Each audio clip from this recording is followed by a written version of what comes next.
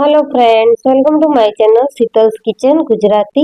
आज આપણે બનાવવાના છીએ લેફ્ટઓવર રેસીપી, જેમાં આપણે વધેલી ખીચડીના ભજીયા બનાવવાના છીએ। તો મિત્રો, વરસાદની સિઝન શરૂ થઈ ગઈ છે, ત્યારે આપણને આવું ચટપટું અને તીખું તળેલું એવું ખાવાની ઈચ્છા થાય તે સ્વાભાવિક છે। ત્યારે અલગ અલગ વેરાયટીના ભજીયાની રેસીપી હું તમારી સાથે શેર કરીશ। તો આજે આપણે બનાવવાના છીએ વધેલી ખીચડીના ભજીયા। તો શરૂ કરીશું।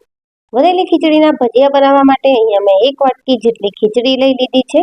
ખીચડીને આપણે આ રીતની સોફ્ટ હોય એવી લેવાની છે। જો તમે ફ્રીજમાં મૂકી રાખી હોય તો તમારે 10 મિનિટ પહેલા તેને વરાળથી બાફી અને આ રીતની કરી લેવાની છે।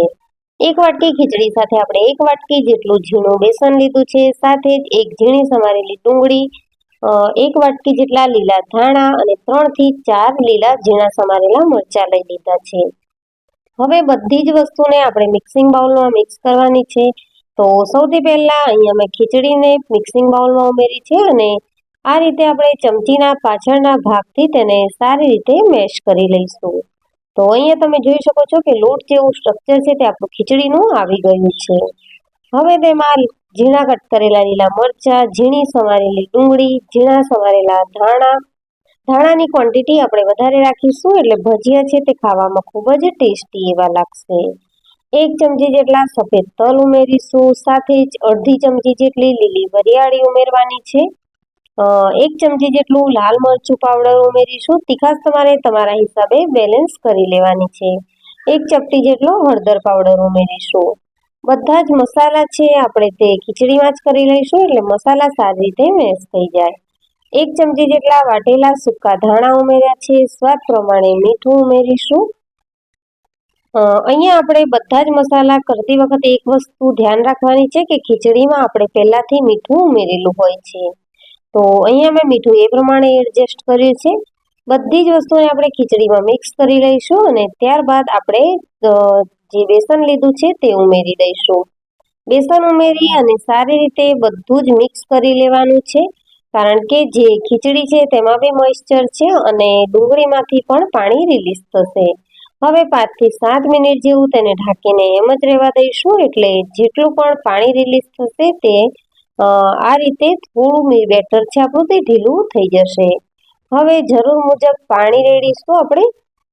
મોવણ માટે અહીંયા મેં 3 ચમચી જેટલું તેલ ઉમેર્યું છે, ગરમ તેલ ઉમેરવાનું છે।